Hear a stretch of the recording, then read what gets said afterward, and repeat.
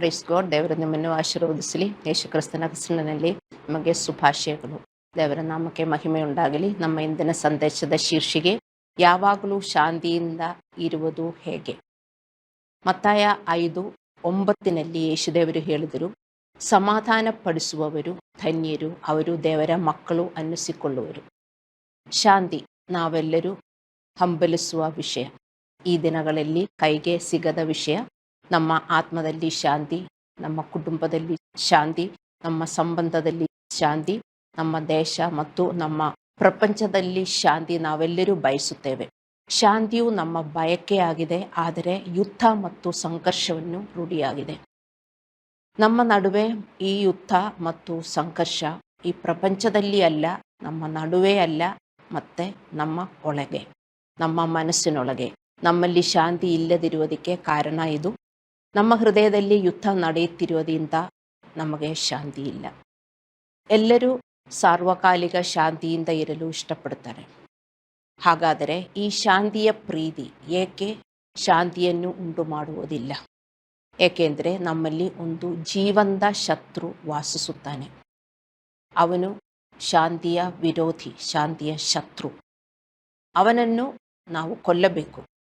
ನಮ್ಮ ಶಾಂತಿ ಅವನು ಕೊಲ್ಲುತ್ತಾನೇ ಇರುತ್ತಾನೆ, ಆದರೆ ನಾವು ಅವನನ್ನು ಕೊಲ್ಲಬೇಕು. ಅದು ನಮ್ಮ ಪಾಪ ಮತ್ತು ವರ್ತನೆಗಳಾಗಿದೆ.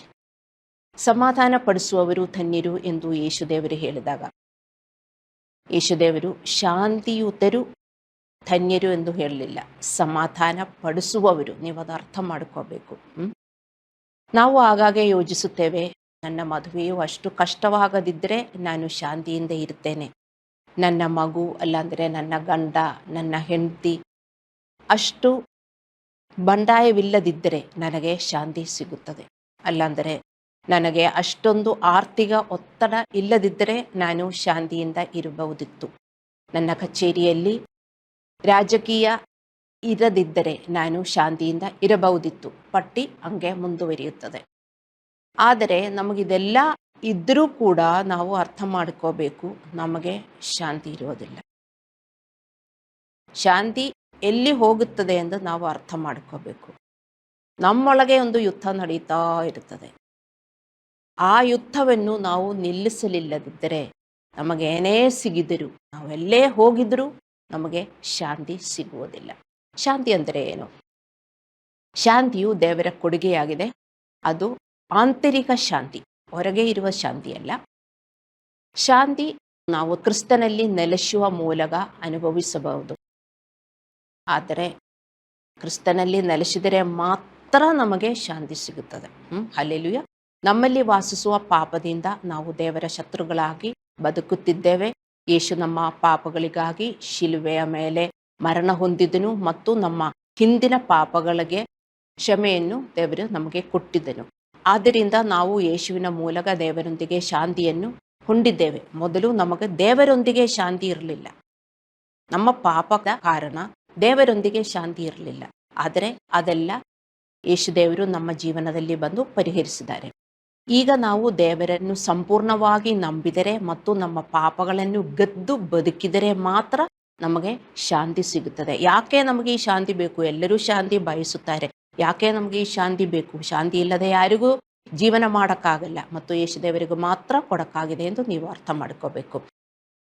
ಯಾಕೆ ಯೇಸುದೇವರಿಗೆ ಮಾತ್ರ ಕೊಡಕ್ಕಾಗಿದೆ ಎಂದು ನೀವು ಅರ್ಥ ಮಾಡ್ಕೋಬೇಕು. ಹಲ್ಲೆಲೂಯಾ. ವಿಶ್ವಾಸಿಗಳಾದರೂ ಕೂಡ ಅವರಿಗೆ ಗೊತ್ತಿಲ್ಲ ಯಾಕೆ ಯೇಸುದೇವರಿಗೆ ಮಾತ್ರ ಈ ಶಾಂತಿ ಕೊಡಕ್ಕಾಗತ್ತೆ. ನನಗೂ ನೀವು ಆನ್ಸರ್ ಮಾಡೋಕ್ಕಾಗತ್ತಾ? ಈಗ ಬೇಡ. ಆದ್ದರಿಂದ ನಾವು ಯೇಸುವಿನ ಮೂಲಕ ದೇವರೊಂದಿಗೆ ಶಾಂತಿಯನ್ನು ಹೊಂದಿದ್ದೇವೆ. ಆಗ ನಾವು ದೇವರನ್ನು ಸಂಪೂರ್ಣವಾಗಿ ನಾವು ನಂಬಿದರೆ ಮತ್ತು ನಮ್ಮ ಪಾಪಗಳನ್ನು ಗೆದ್ದು ಬದುಕಿದರೆ ನಮಗೆ ಈ ಶಾಂತಿ ಸಿಗುತ್ತದೆ. ನಮ್ಮ ಎಲ್ಲ ಗೊಂದಲಗಳು ಮತ್ತು ಕರ್ಷಣಗಳ ನಡುವೆಯೂ ಸಹ ದೇವರು ಮತ್ತು ಆತನ ಮಾರ್ಗದಲ್ಲಿ ನಂಬಿಕೆ ಇಡುವ ಮೂಲಕ ನಾವು ಪ್ರತಿದಿನ ಶಾಂತಿಯನ್ನು ಪಡೆಯುತ್ತೇವೆ. ಮತ್ತು ನಾವು ತೊಂದರೆಗಳ ಮೂಲಕ ಹೋರಾಡಿದರೂ ಸಹ ನಮಗೆ ಶಾಂತಿ ಸಿಗುತ್ತದೆ. ಅದು ನೀವು ಕಲಿತುಕೊಳ್ಳಬೇಕು. ಅದು ನೀವು ಪ್ರಾಕ್ಟೀಸ್ ಮಾಡಿ ನಿಮ್ಮಲ್ಲಿ ಇರಬೇಕು ಆ ಶಾಂತಿ. ಅದು ಹಂಗೆ ಸಿಗುವುದಿಲ್ಲ. ಅದಕ್ಕೆ ಯೇಸುದೇವರಿಗೆ ಹೇಳಿದ್ರು, ಸಮಾಧಾನ ಪಡಿಸುವವರು, ಸಮಾಧಾನ ಪಡಿಸುವವರಿಗೆ ಮಾತ್ರ ಸಮಾಧಾನ ಸಿಗುವುದು ಅಂತ. ನಮ್ಮ ಸಮಸ್ಯೆಗಳನ್ನು ಮತ್ತು ಭಿನ್ನಾಭಿಪ್ರಾಯಗಳನ್ನು ನಿರ್ಲಕ್ಷಿಸಿ ಶಾಂತಿಯಿಂದಿರಿ ಎಂದು ದೇಶದೇವರು ಹೇಳಲಿಲ್ಲ. ಹೌದು, ನಿಮಗೆಲ್ಲ ತುಂಬ ತೊಂದರೆಗಳಿದೆ, ಅದೆಲ್ಲ ನನ್ನ ಮೇಲೆ ಇಟ್ಟು ಬಿಟ್ಟು ನೀವು ಶಾಂತಿಯಿಂದಿರಿ, ನೀವು ಏನು ಮಾಡಬೇಡ ಅಂದು ದೇವರು ಹೇಳಲಿಲ್ಲ. ಹಲ್ಲೆಲೂಯಾ. ಕೆಲವರು ಹಂಗೆ ಮಾಡ್ತಾರೆ. ಏನಂತಾರೆ, ಅವರು ಹೊರಗಡೆ ಎಲ್ಲ ಶಾಂತಿ ಮಾಡುವವರಾಗಿರುತ್ತಾರೆ, ಆದರೆ ಅವರ ಹೃದಯದಲ್ಲಿ ಶಾಂತಿ ಮಾಡುವುದಕ್ಕೆ ಏನೂ ಮಾಡುವುದಿಲ್ಲ. ಅವರನ್ನು ಶಾಂತಿ ಪಾಲಕರು ಎಂದು ಕರೆಯಲಾಗುತ್ತದೆ. ಶಾಂತಿ ಪಾಲಕರು ಅಂದರೆ ಭಯದಿಂದ ಜನರನ್ನು ಮತ್ತು ಸಂಘರ್ಷವನ್ನು ತಪ್ಪಿಸುವ ಮೂಲಕ ಶಾಂತಿಯನ್ನು ಕಾಪಾಡುತ್ತಾರೆ. ಅವರು ತಮ್ಮಲ್ಲಿ ಶಾಂತಿಯನ್ನು ಕೊಂಡಿರದೆ ಹೊರಗೆ ಶಾಂತಿಯನ್ನು ಕಾಪಾಡಿಕೊಳ್ಳುತ್ತಾರೆ. ಅದು ನಿಮಗೆ ಅರ್ಥವಾಗುತ್ತದೆ. ನೀವು ಹಂಗೆ ಮಾಡುತ್ತೀರಿ. ನಿಮ್ಮ ಒಳಗಡೆ ಶಾಂತಿ ಇಲ್ಲ, ಆದರೆ ಹೊರಗಡೆ ಹೆಂಗಾದರೂ ಶಾಂತಿ ಮಾಡಬೇಕು, ಹಂಗೆ ಕೆಲವರು ಮಾಡ್ತಾರೆ. ಅದಲ್ಲ ಶಾಂತಿ. ಸಮಾಧಾನ ಪಡಿಸುವವರು ಬಾಹ್ಯ ಮತ್ತು ಆಂತರಿಕ ಪ್ರಕ್ಷುಬ್ಧತೆಯನ್ನು ಪರಿಹರಿಸಲು ಸಿದ್ಧರಾಗುವ ವ್ಯಕ್ತಿಗಳು. ಸಮಾಧಾನ ಪಡಿಸುವವರು, ಅವರಿಗೆ ಮಾತ್ರ ಸಮಾಧಾನ ಸಿಗುತ್ತದೆ. ಅವರು ಬಾಹ್ಯ ಮತ್ತು ಆಂತರಿಕ ಎರಡು ಶಾಂತಿಯನ್ನು ಇಟ್ಟುಕೊಳ್ಳುತ್ತಾರೆ. ಬೇರೆ ರೀತಿಯಲ್ಲಿ ಹೇಳುವುದಾದರೆ, ಸಮಾಧಾನ ಪಡಿಸುವವರು ಶಾಂತಿಯಿಂದ ಬದುಕಲು ಕಷ್ಟಪಟ್ಟು, ಅದೊಂದು ಕೆಲಸ, ಅವು ಕೆಲಸ ಮಾಡಬೇಕು, ಅದು ಆತ್ಮೀಯ ಕೆಲಸ. ಅವರು ಕಷ್ಟಪಟ್ಟು ಕೆಲಸ ಮಾಡುತ್ತಾರೆ, ಅದೇ ಅಲ್ಲ, ಮತ್ತು ಜನರನ್ನು ದೇವರೊಂದಿಗೆ ಮತ್ತು ಪರಸ್ಪರ ಸಮನ್ವಯಗೊಳಿಸಲು ಸಕ್ರಿಯವಾಗಿ ಪ್ರಯತ್ನಿಸುತ್ತಾರೆ. ನಿಮಗೆ ಅರ್ಥವಾಗ್ತಾ ಇದೆಯಾ? ಮತ್ತೆ ಶಾಂತಿಯನ್ನು ಕಂಡುಕೊಳ್ಳುವುದು ಏಕೆ ತುಂಬ ಕಷ್ಟ ನಿಮಗೆ ಗೊತ್ತು. ಒಂದು ದಿನದಲ್ಲಿ ಅಲ್ಲ ಅಂದರೆ ಒಂದು ನಿಮಿಷದಲ್ಲಿ ನಮ್ಮ ಶಾಂತಿ ಹೊಟ್ಟೋಗುತ್ತದೆ. ನಾವೆಲ್ಲರೂ ಶಾಂತಿಯುತರಾಗಿ ಒಂದು ಸ್ಥಳದಲ್ಲಿ ಕೂತ್ಕೊಂಡ್ರೆ, ಯಾರು ಬರಲಿಲ್ಲದಿದ್ದರೂ ನಮ್ಮ ಮನಸ್ಸೊಳಗೆ ಏನೋ ಒಂದು ಯೋಜನೆ ಬಂದು ನಮ್ಮ ಶಾಂತಿ ಹೋಗ್ತದೆ. ಯಾಕೆ? ಅದನ್ನ ಕಾರಣ ಇಲ್ಲಿ ಇದು ವಿವರಿಸಲಾಗಿದೆ. ಯಾಕೋಬನ 4:1-2 ಹೀಗೆ ಬರೆದಿದೆ: ನಿಮ್ಮಲ್ಲಿ ಯುದ್ಧಗಳು ಕಾದಾಟಗಳು ಎಲ್ಲಿಂದ ಹುಟ್ಟುತ್ತವೆ? ನಿಮ್ಮ ಇಂದ್ರಿಯಗಳಲ್ಲಿ ಹೋರಾಡುವ ಭೋಗಾಶಗಳಿಂದಲ್ಲವೇ? ನೀವು ಆಶಿಸಿದರೂ ಹೊಂದದೇ ಇದ್ದೀರಿ. ನೀವು ಕೊಲೆಗಾರರಾಗುವಷ್ಟು ಹೊಟ್ಟೆ ಕಿಚ್ಚು ಪಟ್ಟಾದರೂ ಸಂಪಾದಿಸಲಾರದೆ ಇದ್ದೀರಿ. ನೀವು ಕಾದಾಡುತ್ತೀರಿ, ಯುದ್ಧ ಮಾಡುತ್ತೀರಿ. ನಿಮಗೆ ಅರ್ಥವಾಯ್ತಾ? ಇಲ್ಲಿ ಯಾಕೋಬನು ಬರೆದಿದ್ದಾನೆ, ನಿಮ್ಮಲ್ಲಿ ಯುದ್ಧಗಳು ಕಾದಾಟಗಳು ಎಲ್ಲಿಂದ ಹುಟ್ಟುತ್ತದೆ? ಎಲ್ಲಿ ಯುದ್ಧ, ಎಲ್ಲಿ ಕಾದಾಟ? ಮನೆಯಲ್ಲಿ, ನಮ್ಮೊಳಗಡೆ. ಎಲ್ಲಿಂದ ಹುಟ್ಟುತ್ತದೆ? ಅದು ನಾವು ಅರ್ಥ ಮಾಡ್ಕೋಬೇಕು. ನಿಮ್ಮ ಇಂದ್ರಿಯಗಳಲ್ಲಿ ಹೋರಾಡುವ ಭೋಗಾಶಗಳಿಂದ ಅಲ್ಲವೇ ಅಂತ. ವಿಶ್ವಾಸಿಗಳಾದ ನಾವು ನಮಗೆ ಏಕೆ ಶಾಂತಿ ಇಲ್ಲ ಮತ್ತು ಸಮಾಧಾನ ಪಡಿಸುವವರಾಗಿ ಏಕೆ ಬದುಕುವುದಿಲ್ಲ ಎಂಬುದಕ್ಕೆ ಇದು ದೇವರ ವಿವರಣೆಯಾಗಿದೆ. ಯಾಕೋಬನು 4:1-2 ವಿಶ್ವಾಸಿಗಳಾಗಿ ನಾವು ದೇವರಲ್ಲಿ ಬಂದಿದ್ದರೂ ಕೂಡ ನಿಮಗೇ ಗೊತ್ತು ನಿಮಗೆಷ್ಟು ಶಾಂತಿ ಇದೆ ಅಂತ. ಒಂದು ದಿನದಲ್ಲಿ ನಿಮಗೆಷ್ಟು ಶಾಂತಿ ಸಿಗುತ್ತದೆ? ಶಾಂತಿ ಅಂದರೆ ಏನು? ಏನಾದರೂ ಸಿಕ್ಕಿದ ಮೇಲೆ, ಅಲ್ಲಾಂದರೆ ನಿಮಗೊಂದು ಜಾಬ್ ಬೇಕಾಯಿತು, ಸ್ವಲ್ಪ ಹಣ ಬೇಕಾಯಿತು, ಮದುವೆ ಬೇಕಾಯಿತು, ಅಲ್ಲಾಂದರೆ ಊಟ ಬೇಕಾಯಿತು, ಆವಾಗ ಎಲ್ಲ ನಮಗೆ ಸಿಕ್ಕಿದ ಮೇಲೆ ನಮಗೊಂಥರ ಶಾಂತಿ ಆಗುತ್ತೆ. ಅದಲ್ಲ ಶಾಂತಿ. ಏನೇ ಇಲ್ಲದಿದ್ದರೂ ನಾವು ಸಂತೃಪ್ತರಾಗಿರಬೇಕು, ಆ ಶಾಂತಿ. ಆ ಶಾಂತಿ ನಮ್ಮಲ್ಲಿ ಇದ್ದರೆ ನಮಗೆಲ್ಲಿ ಬೇಕಾದರೂ ಜೀವನ ಮಾಡಬಹುದು. ಸಮಾಧಾನ ಪಡಿಸುವವರಾಗಿರಲು ಮೊದಲು ನಮ್ಮಲ್ಲಿ ಶಾಂತಿ ಇರಬೇಕು. ಮತ್ತು ನಮಗೆ ಶಾಂತಿ ಇಲ್ಲ, ಏಕೆಂದರೆ ನಮ್ಮ ಹೃದಯದ ಭೋಗಾಶಗಳು ನಮ್ಮಲ್ಲಿ ಹೋರಾಡುತ್ತಿದ್ದೇವೆ. ನಮ್ಮ ಹೃದಯದ ಭೋಗಾಶಗಳು ನಮ್ಮಲ್ಲಿ ಹೋರಾಡುತ್ತಾ ಇದ್ದಾರೆ. ನಮ್ಮ ಸಿನ್ಫುಲ್ ಥಾಟ್ಸ್. ನೋಡಿ, ಯುದ್ಧ ಎಲ್ಲಿ ನಡೀತಾ ಇದೆ? ನಿಮ್ಮ ಮನೆಯಲ್ಲಿ ಏನು ಯುದ್ಧ ನಡೀತಾ ಇಲ್ಲದಿದ್ದರೂ ನಿಮ್ಮೊಳಗಡೆ ಯುದ್ಧ ನಡೀತಾ ಇಲ್ವಾ? ಕೆಲವೊಮ್ಮೆ ನೀವು ಹೇಳ್ತೀರಿ, ನೋಡಿ, ಯಾರೋ ಬಂದು ಜಗಳ ಮಾಡಿದರು, ಅಲ್ಲಾಂದರೆ ಗಂಡ ಹೆಂಡತಿ ಜಗಳ ಮಾಡಿದರು, ಅಲ್ಲಾಂದರೆ ಬೇರೆ ಯಾರೋ ಬಂದು ಜಗಳ ಮಾಡಿದ್ರು, ಅದಕ್ಕೆ ನನ್ನ ಪೀಸ್ ಎಲ್ಲ ಹೊಟ್ಟೋಯ್ತು, ಶಾಂತಿ ಎಲ್ಲ ಹೊಟ್ಟೋಯ್ತು. ಇದೇನೂ ಇಲ್ಲ, ಎಲ್ಲ ಸಮಾಧಾನದಿಂದಿರಲಿ. ಆದರೂ ನಿಮಗೆ ಸಮಾಧಾನ ಇದೆಯಾ? ನಿಮ್ಮೊಳಗಡೆ ಯುದ್ಧ ನಡೀತಾ ಇರುತ್ತದೆ. ಅದನ್ನು ನಾವು ನಿಲ್ಲಿಸುವುದಕ್ಕೆ ಕಳಿಲಿಲ್ಲದಿದ್ದರೆ ನಮಗೆ ಎಂದಿಗೂ ಶಾಂತಿ ಸಿಗುವುದಿಲ್ಲ. ಯಾಕೋಬನು 4:2 ವಿವರಿಸುತ್ತದೆ, ನೀವು ಆಶಿಸಿದರೂ ಹೊಂದದೇ ಇದ್ದೀರಿ. ನೀವು ಕೊಲೆಗಾರರಾಗುವಷ್ಟು ಹೊಟ್ಟೆ ಕಿಚ್ಚು ಪಟ್ಟಾದರೂ ಸಂಪಾದಿಸಲಾರದೆ ಇದ್ದೀರಿ. ನೀವು ಕಾದಾಡುತ್ತೀರಿ, ಯುದ್ಧ ಮಾಡುತ್ತೀರಿ. ನಮಗೆ ಯಾಕೆ ಇಷ್ಟೊಂದು ಯುದ್ಧ? ನಮ್ಮ ಒಳಗಡೆ ಸಮಾಧಾನ ಇಲ್ಲ. ಇದು ಇಲ್ಲಿ ಬರೆದಿದೆ. ನಾವು ಪ್ರಾರ್ಥನೆ ಮಾಡ್ತೀವಿ. 3ನೇ ವಾಕ್ಯನೂ ನೀವು ಓದಬೇಕು.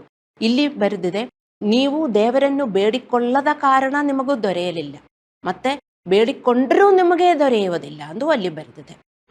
ಕೆಲವರು ಬೇಡಿಕೊಳ್ಳುವುದಿಲ್ಲ, ಕೆಲವರು ಬೇಡಿಕೊಂಡರೂ ಅವರಿಗೆ ದೊರೆಯುವುದಿಲ್ಲ. ಯಾಕೆ ಎಂದು ಅಲ್ಲಿ ಬರೆದಿದೆ.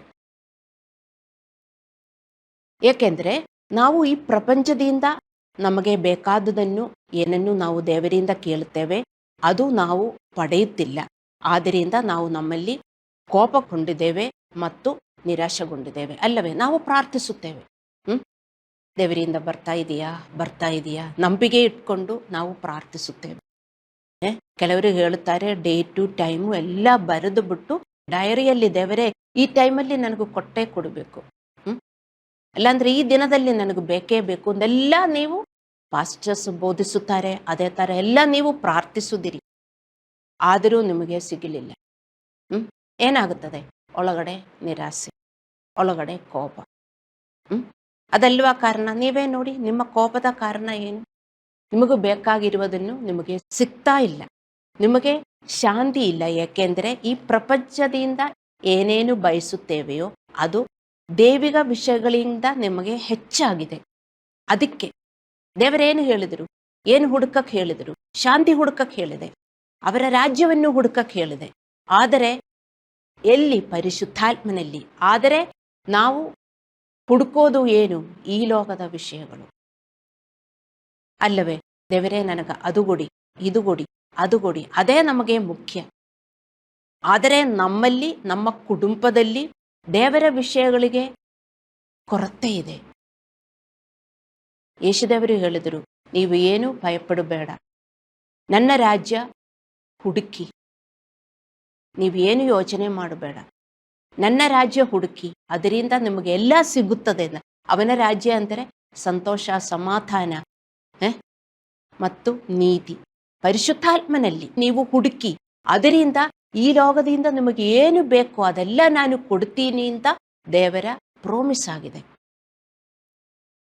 ಏನು ನಮ್ಮನ್ನು ಹುಡುಕಕ್ಕೆ ಹೇಳಿದ್ರು? ದೇವರ ರಾಜ್ಯ. ಆದರೆ ವಿಶ್ವಾಸಿಗಳು ಹುಡುಕುವುದು ಏನು? ಈ ಲೋಕದಿಂದ ಬೇಕಾಗಿರುವುದು. ಅದಕ್ಕೆ ನಮಗೆ ಸಿಗ್ತಾ ಇಲ್ಲ. ಅದಕ್ಕೆ ಇಲ್ಲಿ ಹೇಳಿರುವುದು, ನೀವು ಆಶಿಸಿದರೂ ಹೊಂದದೇ ಇದ್ದೀರಿ, ನೀವು ಕೊಲೆಗಾರರಾಗುವಷ್ಟು ಹೊಟ್ಟೆ ಕಿಚ್ಚು ಪಟ್ಟಾದರೂ ಸಂಪಾದಿಸಲಾರದೆ ಇದ್ದೀರಿ.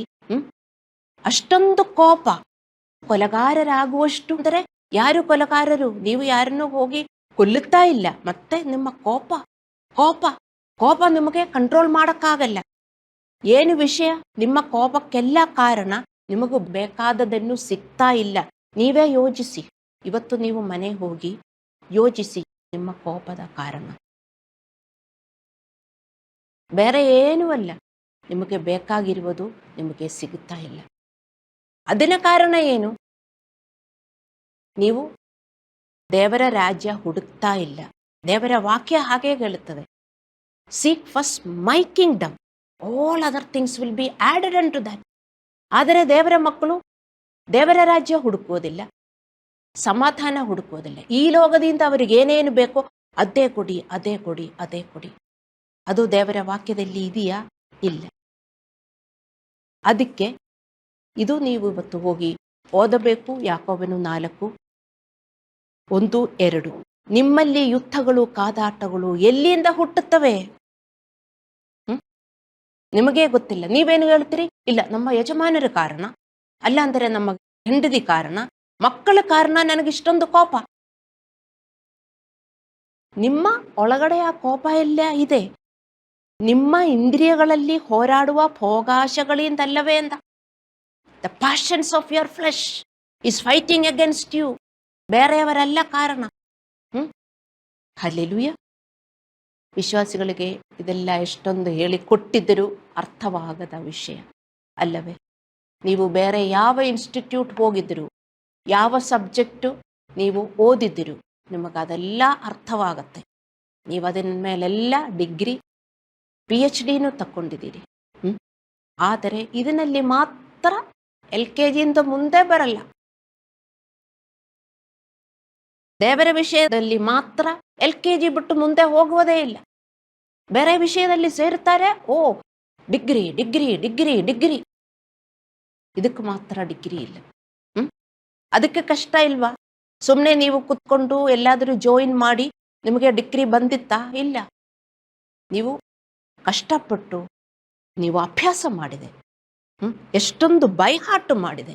ಅದೇ ಥರ ವಚನಗಳು ನೀವು ಬೈಹಾಟ್ ಮಾಡಿ ನೀವು ಮೆಡಿಟೇಟ್ ಮಾಡಿದರೆ ನಿಮಗೆ ಎಷ್ಟೊಂದು ಒಳ್ಳೆಯದಾಗುತ್ತದೆ. ಅದು ಮೆಡಿಟೇಟ್ ಮಾಡಿದರೇನೆ ನಮಗೆ ಅದು ವರ್ತಿಸೋದಕ್ಕೆ ಆಗತ್ತೆ. ಹಲ್ಲೆಲೂಯಾ. ಮೊದಲನೇದು, ನಮಗೂ ಬೇಕಾದದನ್ನು ನಮಗೆ ಸಿಗ್ತಾ ಇಲ್ಲ. ಎರಡನೇದು, ನಾವು ವಿರುದ್ಧವಾದ ಪರಿಸ್ಥಿತಿಗಳನ್ನು ಎದುರಿಸಿದಾಗ ನಮ್ಮಲ್ಲಿ ದ್ವೇಷ, ಕೋಪ, ಸೇಡು, ಹತಾಶೆ, ಭಯ, ಅಸೂಯೆ ಇತ್ಯಾದಿಗಳು ಹೋರಾಡುವುದನ್ನು ನೋಡಬಹುದು ನಮ್ಮೊಳಗಡೆಯಿಂದ. ಈ ಯುದ್ಧ ಎಲ್ಲಿಂದ ಬರ್ತದೆ ಅಂತ ಯುದ್ಧ ನೀವು ತಿಳ್ಕೊಳ್ತೀರಿ. ಯುದ್ಧ ಬರುವುದು ನಿಮ್ಮ ಯಜಮಾನರು ಬಂದು ಯುದ್ಧ ಆಯ್ತು, ನಿಮ್ಮ ಒಳಗಡೆ ಆಗಲೇ ಯುದ್ಧ ಇದೆ. ಅಲ್ಲಾಂದ್ರೆ ಇನ್ನೊಬ್ಬರು ಬಂದು ಯುದ್ಧ ಆಯ್ತು ಅಲ್ಲ. ನೀವು ಅರ್ಥ ಮಾಡಿಕೊಳ್ಳಿ. ಹಲ್ಲೆಲೂಯಾ. ಈ ಯುದ್ಧವನ್ನು ನಾವು ಶಾಂತಿಗೊಳಿಸದ ಹೊರತು ನಮಗೆ ಶಾಂತಿ ಸಿಗುವುದಿಲ್ಲ. ನೀವೇನು ಅವರಿಂದಿರುವ ಯುದ್ಧ ಹೆಂಗಾದರೂ ನಿಲ್ಲಿಸಬೇಕು ಅಂತ ನೀವು ಪ್ರಯತ್ನಿಸುತ್ತೀರಿ ಅಲ್ಲವೇ? ನಿಮ್ಮೊಳಗಡೆ ಇರುವ ಯುದ್ಧ ನೀವು ನಿಲ್ಲಿಸೋದಕ್ಕೆ ನೀವೇನು ಪ್ರಯತ್ನ ಮಾಡುವುದಿಲ್ಲ. ಅದಕ್ಕೆ ಏನಾಗುತ್ತದೆ ನಾನಿಲ್ಲಿ ಹೇಳ್ತೀನಿ. ಯುದ್ಧವನ್ನು, ಸಂಘರ್ಷವನ್ನು ಶಾಂತಗೊಳಿಸುವುದು ಯಾವುದೇ ತೊಂದರೆ ಎದುರಿಸದಿರುವ ಮೂಲಕ ಅಥವಾ ಜನರನ್ನು ತಪ್ಪಿಸುವ ಮೂಲಕ ಅಲ್ಲ, ಆದರೆ ಅವರನ್ನು ಕ್ಷಮಿಸುವ ಮೂಲಕ. ಯುದ್ಧ ನಿಲ್ಲಿಸಬೇಕಂದ್ರೆ ನೀವು ಕ್ಷಮಿಸಬೇಕು ಜನರನ್ನು. ನಿಮಗೆ ಕ್ಷಮಿಸುವುದಕ್ಕಾಗಲಿಲ್ಲದಿದ್ದರೆ ನಿಮ್ಮೊಳಗಡೆ ತುಂಬ ಯುದ್ಧ ಉಂಟಾಗುತ್ತದೆ. ನಿಮಗೆ ಶಾಂತಿಗೊಳಿಸುವುದಕ್ಕೆ ಆಗುವುದೇ ಇಲ್ಲ. ಇಬ್ರಿಯರಿಗೆ 12, 14, 15 ನಮಗೆ ಸ್ಪಷ್ಟವಾಗಿ ಹೇಳುತ್ತದೆ, ಎಲ್ಲರ ಸಂಗಡ ಸಮಾಧಾನದಿಂದಿರುವುದಕ್ಕೂ ಪರಿಶುದ್ಧತೆಯನ್ನು ಹೊಂದುವುದಕ್ಕೂ ಪ್ರಯತ್ನ ಮಾಡಿರಿ. ಪರಿಶುದ್ಧತೆ ಇಲ್ಲದೆ ಯಾವನು ಕರ್ತನನ್ನು ಕಾಣುವುದಿಲ್ಲ. ಯಾಕೆ ನಮಗೆ ಶಾಂತಿ ಬೇಕು? ಶಾಂತಿ ಇಲ್ಲದಿದ್ದರೆ ದೇವರ ಮಕ್ಕಳೇ, ದೇವರಿಂದ ನಮಗೇನೂ ಸಿಗುವುದಿಲ್ಲ. ಶಾಂತಿ ಇಲ್ಲದಿದ್ದರೆ ದೇವರು ನಮ್ಮ ಜೊತೆಯಲ್ಲಿ ಇರುವುದಿಲ್ಲ. God is peace, God is love, God is peace. ನಮಗೇನಾದರೂ ಬೇಕಂದ್ರೆ ದೇವರಲ್ಲಿ ನೆಮ್ಮದಿ ಇರಬೇಕು, ಸಂತೃಪ್ತಿ ಇರಬೇಕು. ಮತ್ತೆ ನಾವು ಪ್ರಾರ್ಥನೆ ಮಾಡುವುದು ಗೊಣಗಾಟ ಮಾಡಿಕೊಂಡು ಅಲ್ಲ. ನಾವು ಪ್ರಾರ್ಥನೆ ಮಾಡುವುದು, ದೇವರೇ ನನಗಿಷ್ಟೊಂದು ಪ್ರಾಬ್ಲಮ್ಸ್ ಇದೆ, ಧನ್ಯವಾದಗಳು. ನನಗೆ ಗೊತ್ತಿದೆ ನಿನಗೆ ಮಾತ್ರ ಪರಿಹಾರ ಮಾಡುವುದಕ್ಕಾಗತ್ತೆ, ನೀನು ಪರಿಹಾರ ಮಾಡಿ ಕೊಡ್ತೀರಿ. ಆ ನೆಮ್ಮದಿಯಿಂದ ನಾವು ಪ್ರಾರ್ಥಿಸಬೇಕು, ಆ ತೃಪ್ತಿಯಿಂದ ನಾವು ಪ್ರಾರ್ಥಿಸಬೇಕು. ನಾವು ಯುದ್ಧದಿಂದ ಪ್ರಾರ್ಥಿಸುತ್ತೇವೆ. ಯಾಕೆ ದೇವರೇ ನನಗಿಷ್ಟೊಂದು ಕಷ್ಟ, ಎಷ್ಟು ವರ್ಷವಾಯಿತು ನಾನು ನಡೀತಾ ಇದ್ದೀನಿ, ನನಗೆ ಯಾಕೆ ಒಂದು ದಿನಾನೂ ನನಗೆ ಸುಖ ಇಲ್ಲ? ನೀವೇ ಕಾರಣ. ನಿಮ್ಮಲ್ಲಿ ಯುದ್ಧ ಇದೆ, ನಿಲ್ಲಿಸಿರಿ. ನನಗೊಂದು ದಿನಾನೂ ಸುಖ ಸಂತೋಷ ಇಲ್ಲ. ನೀವು ಅರ್ಥ ಮಾಡಿಕೋಬೇಕು. ಜಾಣರಾಗಿ ನಾವು ಜೀವನ ಮಾಡಬೇಕು. ಈ ಸತ್ಯವನ್ನು ನಾವು ವಿಶ್ವಾಸಿಗಳಾಗಿ ನಿರ್ಲಕ್ಷಿಸಬಾರದು. ಅಂದರೆ ದೇವರು ನಮ್ಮನ್ನು ಆಶೀರ್ವದಿಸಲು ನಮ್ಮ ಪ್ರಯೋಗಗಳನ್ನು ಬೆಳೆಸುತ್ತಾರೆ. ನಮ್ಮಲ್ಲಿ ಪಾತ್ರವನ್ನು ಉತ್ಪಾದಿಸಲು ಅವುಗಳನ್ನು ನಂಬಿಕೆಯ ಪರೀಕ್ಷೆಯನ್ನು ಪರಿಗಣಿಸಲು ನಾವು ಕೇಳಿಕೊಳ್ಳುತ್ತೇವೆ. ಯಾಕೋಬನು 1:2-4. ಈ ಸಬ್ಜೆಕ್ಟ್ ಎಲ್ಲ ನಿಮಗೆ ಅರ್ಥವಾಗುವುದಿಲ್ಲ. ಯಾಕೋಬನು 1:2-4. ನಿಮಗೇನೇ ಪ್ರಯೋಗಗಳು ಬಂದರೂ ಖುಷಿಯಾಗಿರಿ. ಯಾಕೆ? ಅದು ನಿಮ್ಮ ಪರೀಕ್ಷೆ, ನಿಮ್ಮ ನಂಬಿಕೆಯ ಪರೀಕ್ಷೆ. ಇದೆಲ್ಲ ವಿಶ್ವಾಸಿಗಳು ಎಷ್ಟೊಂದು ಬೈಹಾಟು ಮಾಡಿದ್ರು. ವಿಶ್ವಾಸಿಗಳು ಮಾಡಲ್ಲ, ಪಾಸ್ಟರ್ ಅದೇ ಕೇಳಿಕೊಡುವುದು, ಅದೇ ಬೋಧಿಸೋದು, ಅದೇ ಸಬ್ಜೆಕ್ಟ್ ಬೋಧಿಸೋದು. ಆದರೂ ವಿಶ್ವಾಸಿಗಳ ತಲೆಯಲ್ಲಿ ಹೋಗೋದಿಲ್ಲ. ನಮಗೆ ನಿರ್ಲಕ್ಷಿಸೋದಕ್ಕೆ ಆಗಲ್ಲ. ಹಲ್ಲೆಲೂಯಾ. ನಾವು ಈ ಪ್ರಕ್ರಿಯೆಯನ್ನು ನಂಬದಿದ್ದರೆ, ಏನು ಪ್ರಕ್ರಿಯೆ? ಹೌದು, ನಮಗೆಲ್ಲ ಪ್ರಾಬ್ಲಮ್ಸ್ ಇದೆ, ಪ್ರಯೋಗಗಳಿದೆ. ಏನೇ ಪ್ರಾಬ್ಲಮ್ಸು, ಚಿಕ್ಕದಾಗಲಿ ದೊಡ್ಡದಾಗಲಿ, ಚಿಕ್ಕದಾಗಲಿ ದೇವರ ಮಕ್ಕಳೇ, ದೊಡ್ಡದಾಗಲಿ ನಮಗೆ ಬಂದರೆ ಅದು ನಂಬಿಕೆಯ ಪರೀಕ್ಷೆ. ನಾನಿದು ಪಾಸ್ ಆಗಬೇಕು. ಹೇಗೆ ಪಾಸ್ ಆಗೋದು? ಕರೆಕ್ಟ್ ಆಗಿರುವ ಉತ್ತರ ಕೊಡ್ರಿ. ಏನು ಕರೆಕ್ಟ್ ಆಗಿರುವ ಉತ್ತರ? ಯಾವಾಗಲೂ ಸಂತೋಷಿಸಿರಿ ಮತ್ತು ಕಂಟ್ರೋಲ್. ಯುದ್ಧ ನಡೀತಾ ಇದೆ, ಹಂಗ ಮಾಡಬೇಕು, ಹಿಂಗ ಮಾಡಬೇಕು, ಹಿಂಗ ಬಂದಿದ್ದಾಳೆ ಯುದ್ಧ. ಕಂಟ್ರೋಲ್. ಮೊದಲು ಸಂತೋಷ, ಸಂತೋಷ ಪಡುವುದಕ್ಕಾಗಲ್ಲ, ಯಾಕೆಂದ್ರೆ ಅಷ್ಟೊಂದು ಪ್ರಾಬ್ಲಮ್ ಇದೆ. ಅಳಬೇಕು ಎಂದು ಅನಿಸುತ್ತದೆ. ಆದರೆ ಸಂತೋಷ ಪಡ್ರಿ, ಮತ್ತೆ ನಿಮ್ಮ ಒಳಗಡೆ ಇರುವ ಯುದ್ಧ ನಿಲ್ಲಿಸಿರಿ. ಇಲ್ಲಿ ಬರೆದಿದೆ, ಎಲ್ಲರ ಸಂಗಡ ಸಮಾಧಾನದಿಂದಿರುವುದಕ್ಕೂ ಪರಿಶುದ್ಧತೆಯನ್ನು ಹೊಂದುವುದಕ್ಕೂ ಪ್ರಯತ್ನ ಮಾಡಿದ್ರಿ. ಪರಿಶುದ್ಧತೆ ಇಲ್ಲದೆ ಯಾವನೂ ಕರ್ತನನ್ನು ಕಾಣುವುದಿಲ್ಲ. ಹೌದು, ನಮಗೆ ತುಂಬಾ ಪ್ರಾಬ್ಲಮ್. ದೇವರು ಎದ್ದು ಬಂದು ನಮಗೆ ಏನಾದರೂ ಸೊಲ್ಯೂಷನ್ ಕೊಡಬೇಕು. ಹೇಗೆ ದೇವರು ಎದ್ದು ಬರುವುದು? ನಿಮ್ಮಲ್ಲಿ ಯುದ್ಧ ನಡೀತಾ ಇದ್ದರೆ ದೇವರು ಎದ್ದು ಬರುವುದಿಲ್ಲ. ಅದು ನೀವು ಯುದ್ಧ ನಿಲ್ಲಿಸಬೇಕು. ನಿಲ್ಲಿಸಿದರೆ ಮಾತ್ರ ದೇವರೆದ್ದು ಬಂದು ಏನಾದರೂ ನಮಗೆ ಮಾಡುವುದು. ಅರ್ಥ ಮಾಡಿಕೊಳ್ಳಿ ದೇವರ ಮಕ್ಕಳೇ. ಹಲ್ಲೆಲೂಯಾ. ಈ ಪ್ರಕ್ರಿಯೆಯನ್ನು, ಈ ನಂಬಿಕೆಯ ಪರೀಕ್ಷೆಯನ್ನು ನಾವು ಉತ್ತೀರ್ಣರಾಗಲಿಲ್ಲದಿದ್ದರೆ ಮತ್ತು ನಾವು ಅದು ನಿರ್ಲಕ್ಷಿಸಿದರೆ ನಾವು ನಿರಾಶೆಗೊಳ್ಳುತ್ತೇವೆ, ನಮ್ಮ ಸಮಸ್ಯೆಗಳು ಹೆಚ್ಚಾಗುತ್ತವೆ ಮತ್ತು ನಮ್ಮಲ್ಲಿ ಶಾಂತಿ ಇಲ್ಲದೆ ನಾವು ಬದುಕುತ್ತೇವೆ. ಆವಾಗ ಏನಾಗುತ್ತೆ? ಇನ್ನೊಬ್ಬರೆದ್ದು ಬರ್ತಾರೆ ಯುದ್ಧ ಮಾಡೋಕ್ಕೆ. ನಿಮ್ಮನೆಯಿಂದ ಯಾರೂ ಅಲ್ಲ, ನಿಮ್ಮ ವೈರಿಗಳೂ ಅಲ್ಲ, ನಿಮ್ಮೊಳಗೆ ಒಬ್ಬ ವೈರಿ ಇದ್ದಾನೆ, ಕೋಪ. ಅವನೆದ್ದು ಬರ್ತಾನೆ. ಈ ಕೋಪ ಎದ್ದು ಬಂದ್ರೆ ಏನಾಗುತ್ತೆ ನಿಮಗೆ ಗೊತ್ತಾ? ದೇವರು ನಿಮ್ಮ ಜೊತೆಗೆ ಬರಲ್ಲ. ಪಿಶಾಚಿಗೆ ಗೊತ್ತು, ಪಿಶಾಚಿ ನಮ್ಮ ಜೊತೆ ಇದ್ರೆ ದೇವರು ಬರ್ತಾರಾ? ಇಲ್ಲ. ಕೋಪ ಹಿಂಗೆ ಜಾಸ್ತಿ ಆಗ್ತಾ ಇರ್ತದೆ. ದೇವರ ಮಕ್ಕಳೇ ಅರ್ಥ ಮಾಡಿಕೊಳ್ಳಿ, ನಿಮ್ಮ ಕೋಪ ನಿಮ್ಮ ದೇವರನ್ನು ಆಚೆ ಕಳಿಸ್ತಾ ಇದೆ. ಅರ್ಥ ಮಾಡಿಕೊಳ್ಳಿ. ನಿಮ್ಮ ಜೀವನದಿಂದ, ನಿಮ್ಮ ಮನೆಯಿಂದ ದೇವರಿಗೆ ಏನು ಮಾಡೋಕ್ಕಾಗಲ್ಲ. ನಿಮಗೆ ಪರ್ಸನಲ್ ಆಗಿ ಮತ್ತು ನಿಮ್ಮ ಮನೆಯಲ್ಲಿ ದೇವರಿಗೆ ಏನು ಮಾಡೋಕ್ಕಾಗಲ್ಲ. ನೀವು ಪ್ರಾರ್ಥಿಸುತ್ತಾ ಇದ್ದೀರಿ. ಅದಕ್ಕೆ ಇಲ್ಲಿ ಹೇಳಿದರು, ನೀವು ಆಶಿಸಿದರೂ ನಿಮಗೆ ಹೊಂದದೇ ಇದ್ದೀರಿ. ನೀವು ಕೊಲೆಗಾರರಾಗುವಷ್ಟು ಹೊಟ್ಟೆ ಕಿಚ್ಚು ಪಟ್ಟಿದಾದರೂ ನಿಮಗೆ ಸಿಗ್ತಾ ಇಲ್ಲ ಅಂತ. ಕೋಪ. ನೀವು ಕೋಪಗೊಂಡ್ರೆ ಸೇಟನನ್ನು ಎಬ್ಬಿಸ್ಬಿಟ್ಟು ದೇವರೇ ಹೊಟ್ಟೋಗಿ ಅಂತ ಹೇಳ್ತಾ ಇದ್ದಾರೆ. ದೇವರನ್ನು ನಾವು ಎಬ್ಬಿಸ್ಬಿಟ್ಟು ಸೇಟನನ್ನು ಹೊಟ್ಟೋಗಕ್ಕೆ ಹೇಳಬೇಕು. ಇದು ಪಿಶಾಚಿಯನ್ನು ಎಬ್ಬಿಸ್ಬಿಟ್ಟು ದೇವರನ್ನು ನೀವು ಆಚೆ ಕಳಿಸ್ತಾ ಇದ್ದೀರಿ. ಇದೇ ಕೋಪ ಮಾಡುವುದು. ಹಲ್ಲೆಲೂಯಾ. ಆಂತರಿಕ ಮತ್ತು ಬಾಹ್ಯ ಯುದ್ಧಗಳಿಗೆ ಕೋಪ ಕಾರಣ ಅಲ್ಲವೇ? ಆಂತರಿಕ ಮತ್ತು ಬಾಹ್ಯ, ಆಂತರಿಕ ಮತ್ತು ಬಾಹ್ಯ. ನೀವು ಯಾಕೆ ಜಗಳ ಮಾಡ್ತೀರಿ? ಕೋಪ. ನಿಮ್ಮೊಳಗೆ ಯಾಕೆ ಶಾಂತಿ ಇಲ್ಲ? ಕೋಪ ಅಲ್ಲವೇ? ಆಂತರಿಕ ಮತ್ತು ಬಾಹ್ಯ ಯುದ್ಧಗಳಿಗೆ ಕೋಪ ಕಾರಣ. ಏನೇ ಆಗಲಿ ನಮ್ಮ ಮೊದಲ ಪ್ರಕ್ರಿಯೆ ಏನು? ಕೋಪ ಅಲ್ಲವೇ? ಏನೇ ಆಗಿದ್ರು, ಇದೊಂದು ನನ್ನ ಮೊಬೈಲ್ ಕೆಳಗೆ ಬಿದ್ದರೂ ಯಾರೂ ಕಾರಣ ಅಲ್ಲ, ಫ್ಯಾನ್ ಇರಬಹುದು, ಆದರೂ ಕೋಪ. ಫ್ಯಾನ್ ಮೇಲೆ ಅಲ್ಲ ಅಂದರೆ ಯಾಕೆ ಫ್ಯಾನ್ ಈಗ ಆನ್ ಮಾಡಿದ್ರು, ಆ ಆನ್ ಮಾಡಿರುವ ಮೇಲೆ ಅಲ್ಲವೇ ಕೋಪ. ಏನೇ ಆಗಿದ್ರು ನಮ್ಮ ಮೊದಲಿನ ಪ್ರಕ್ರಿಯೆ ಕೋಪ. ಹಾಗೆ ಕೋಪವು ನಮ್ಮ ಶಾಂತಿಯನ್ನು ಕಳೆದುಕೊಳ್ಳುವಂತೆ ಮಾಡುತ್ತದೆ. ಕೋಪ ದೇವರನ್ನು ಆಚೆ ಕಳಿಸುತ್ತದೆ. LKG ಸ್ಟೂಡೆಂಟ್ಸ್ಗೆ ನಾನು ಹಿಂಗೆ ಹೇಳಿಕೊಡ್ತೀನಿ. ನಿಮ್ಮ ಕೋಪವು ದೇವರ ಮಕ್ಕಳೇ, ನೀವು ದೇವರ ಮಕ್ಕಳಾಗಿ ದೇವರಲ್ಲಿ ಬಂದಿರುವುದು, ದೇವರಿಂದ ನಿಮಗೆ ಆಶೀರ್ವಾದ ಸಿಗುವುದಕ್ಕೆ. ಪ್ರಾರ್ಥನೆ ಮಾಡಿದರೆ ಮಾತ್ರ ನಿಮಗೆ ದೇವರಿಂದ ಆಶೀರ್ವಾದ ಸಿಗುವುದಿಲ್ಲ. ದೇವರ ದಾರಿಯಲ್ಲಿ ನಡೆಯಬೇಕು. ನಮ್ಮೊಳಗೆ ಶಾಂತಿ ಇರಬೇಕು. ಶಾಂತಿ ಕೊಲ್ಲುವವನು ನಿಮ್ಮ ಗಂಡ ಅಲ್ಲ, ಹೆಂಡತಿ ಅಲ್ಲ, ನಿಮ್ಮ ಮಕ್ಕಳಲ್ಲ. ಅರ್ಥ ಮಾಡಿಕೊಳ್ಳಿ, ನಿಮ್ಮ ಪರಿಸ್ಥಿತಿಗಳಲ್ಲ, ನಿಮ್ಮೊಳಗೆ ಇರುವ ಕೋಪ. ನಿಮ್ಮ ಕೋಪವನ್ನು ನೀವು ಕೊಂದರೆ ನಿಮಗೆ ಎಷ್ಟೊಂದು ಆಶೀರ್ವಾದ ಸಿಗುತ್ತದೆ ಗೊತ್ತಾ ನಿಮಗೆ? ಹಲ್ಲೆಲೂಯಾ. ನೀವು ಸಮಾಧಾನ ಪಡಿಸುವವರಲ್ಲದಿದ್ದರೆ ನಿಸ್ಸಂಶಯವಾಗಿ ತೊಂದರೆ ಮಾಡುವವರು ಅಲ್ಲವೇ? ಏನು opposite of piece maker? Trouble maker. ಸಮಾಧಾನ ಪಡಿಸುವವರ ಆಪೋಸಿಟ್ ಏನು? Trouble maker.